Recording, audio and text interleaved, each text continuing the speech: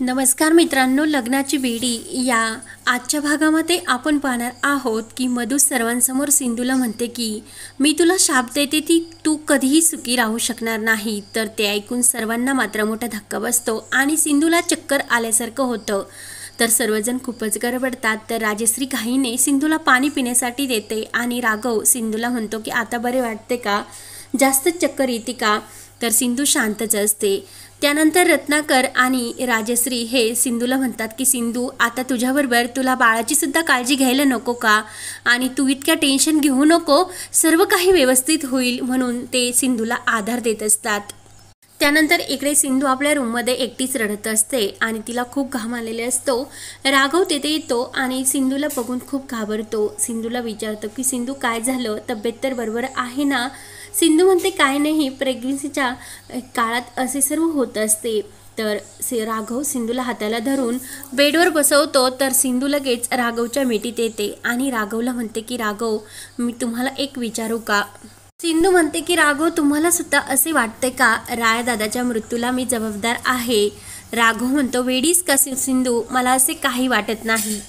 राघव म्हणतो की सिंधू टेन्शन घेऊ नको, तू खरंच खूप निर्मळ मनाची आणि चांगल्या मनाची आहे। तर सिंधू म्हणते की मला रायादादांची खरंच खूप आठवण येते। राघव म्हणतो की राया असता तर आज हे ऐकून त्याला खरंच किती आनंद झाला असता। तर राघव सिंधूचा हातामध्ये घेतो आणि सिंधूला म्हणतो की सिंधू तू फक्त आता इथून पुढे आनंदी राहा। आता आपल्याकडे एक बाळ येणार आणि त्या बाळासाठी तुला सगळं दुःख राग बाजूला ठेवून त्याच्यासाठी फक्त हसावे लागणार। मधूचे कोणतेही बोलणे तू मनावर घेऊ नको, कारण मधू सुद्धा खूप टेन्शनमध्ये आणि शॉकमध्ये आहे। मी सुद्धा माझा भाऊ गमावला। देवाने आपल्याला इतकं छान मोठं गिफ्ट दिलं, मग आपण दोघं प्रेमाने त्याला वाढू मोठे करू आणि त्याचा हे सुखी जीवन करू। तेव्हा राघव सिंधूला समजवण्याचा प्रयत्न करतो की रायासुद्धा असता तर त्याची सुद्धा आज हीच इच्छा असती। राघव सिंधूला म्हणतो की एक गोष्ट लक्षात ठेव, मी कायम तुझ्या सोबत असणार। तर सिंधू लगेच राघवला प्रेमाने मिठी मारते। त्यानंतर इकडे माई झोपलेल्या असतात। तर रायाच्या स्वप्नाने आणि आठवणीने माई उठून बसतात आणि राया मला सुद्धा येऊन दे अशा भरचळत त्या सुद्धा निघू लागतात। तर रेश्मा येते आणि रेश्मा माईंना म्हणते की माई तुम्हाला स्वप्न पडले, आपले राया भाऊजी आपल्याला सोडून गेले आहेत। तर माईंना खूप असा श्वास घेण्यासाठी त्रास होऊ लागतो। रेश्मा खूप घाबरते आणि माईंना श्वास घेण्यासाठी पंप देते आणि सिंधूला आवाज देते। तर सिंधू धावतच येते। तर माई म्हणतात की तू मला प्लीज हात लावू नको, माझ्या मुलाचा तू खून केलाय, माझ्यासमोर येऊ नको, येथे थांबू सुद्धा नको। सिंधू म्हणते की माई असे काय बोलता। माई म्हणतात मी कायम तुझी आणि राघवची साथ देत आले, तुझ्या आणि राघवच्या नात्यासाठी माझ्या रायाने काय काय केले नाही, पण तू काय केले, माझ्या रायाचा खून केला, असे माई बडबडत असतात। तर सिंधूला आणखीनच वाईट वाटत असते। सिंधू म्हणते की मी काही केलेले नाही, प्लीज माई माझ्यावर विश्वास ठेवा आणि राया भाऊजींनी जाताने मला तुमची काळजी घेण्यासाठी सांगितले, मी जर तुमची काळजी नाही घेतली तर ते माझ्यावर रागवतील, म्हणून सिंधू माईंना मास्क लावण्यासाठी लागते, पण माई सिंधूचा हात हिसकावून लावतात। तेव्हा माईंना सुद्धा पश्चाताप होतो की सिंधूला त्या इतक्या बोलल्या तरी सुद्धा सिंधू माईंचीच काळजी घेत असते। सिंधू म्हणते की माई माझं तुमच्यावर आणि या घरातील सर्वांवर खूपच प्रेम आहे आणि त्यांची काळजी घेणं माझं कर्तव्य। तेव्हा सिंधू माईंच्या तोंडाला नाकाला तो मास्क लावते आणि माई खूप रडतच असतात।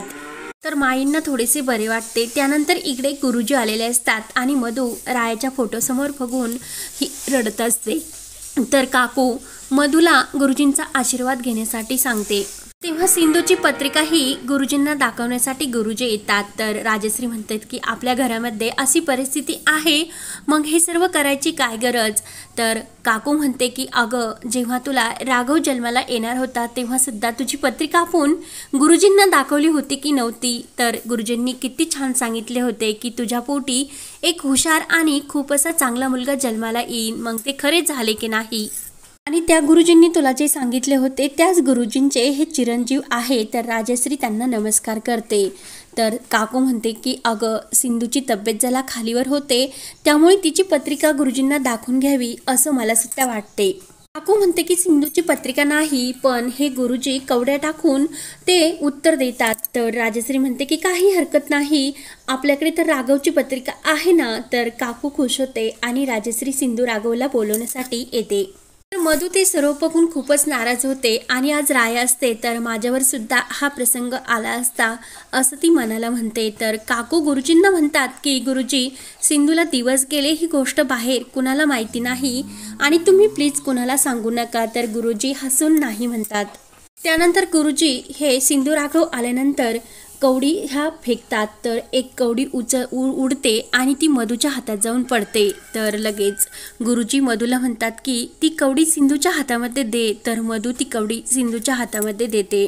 तर गुरुजी ती कवडी घेतात आणि सिंधूच्या हातामध्ये देत म्हणतात की सिंधू, ही कवडी तुझ्या बाळाच्या जीवनमरणाची कवडी आहे आणि ही तुझ्या स्वतःजवळच ठेवायची. तर काकू विचारतात की गुरुजी तुम्हाला नेमकं काय म्हणायचे. तर लगेच गुरुजी म्हणतात की सगळ्याच प्रश्नाची उत्तरे मी आत्ता देऊ शकत नाही, वेळ आल्यानंतर सर्व काही समजेल आणि भविष्य काळात काही गोष्टीची उत्तरे आपल्याला नक्की मिळतील. तर गुरुजी सिंधूला म्हणतात की तू घरच्यांची आणि इतर सर्वांची काळजी तर घेशीलच, पण तुझ्या बाळाची सुद्धा व्यवस्थित काळजी घे असे बोलून गुरुजी निघून जातात. त्यानंतर इकडे सर्वजण जेवणासाठी बसलेले असतात. तर सिंधू वाढत असते आणि सिंधूच्या हातातील एक भांडं खाली पडते. सिंधू वाकायला जाते तर काकू म्हणते की सिंधू, अशा परिस्थितीत वाकायचे नसते. काकू म्हणतात की सिंधू तू सुद्धा जेवायला बस. सिंधू म्हणते की नाही, मी सुद्धा जेवायला बसते. आणि मधू येते आणि मधूला सिंधू वाढण्यासाठी जाते. तर मधू लगेच सिंधूचा हात धरते आणि या हाताने मला वाढायचे नाही, कारण या हातावर कायम मला रायाचे रक्त दिसते, त्यामुळे प्लीज मला वाढायचे नाही असं ती सिंधूचा अपमान करते. तर काकूला सुद्धा खूप वाईट वाटते. राजश्री म्हणते की मी तुझ्या पुढे हात जोडते मधू, पण सिंधूला असे घालून पाडून कायम बोलणे बंद कर.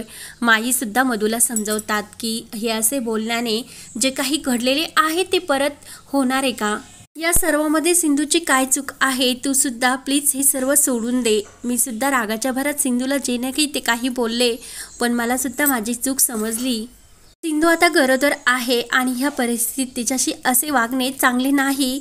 तर लगेच मधू म्हणते की माई तुम्ही काय बोलता, तुम्हाला माहिती आहे का या मुलीमुळे माझा नवरा या जगात नाही, मी तिला कधीच माफ करू शकणार नाही. तर मधू जोराने ओरडते आणि सिंधू तू कधीच सुखी राहू शकणार नाही पुन्हा बोलते. तर सिंधू म्हणते की मधुताई बाद झाले, इतक्या दिवस मी तुमची परिस्थिती समजून घेत होते, पण आता यापुढे नाही. सिंधू म्हणते की मला मान्य आहे की आमच्या लग्नामध्ये आम्हाला वाचवताना रायादादांचा जीव गेला आणि ते जर नसते तर आमच्या लग्नामध्ये आमच्या दोघांचा जीव गेला असता.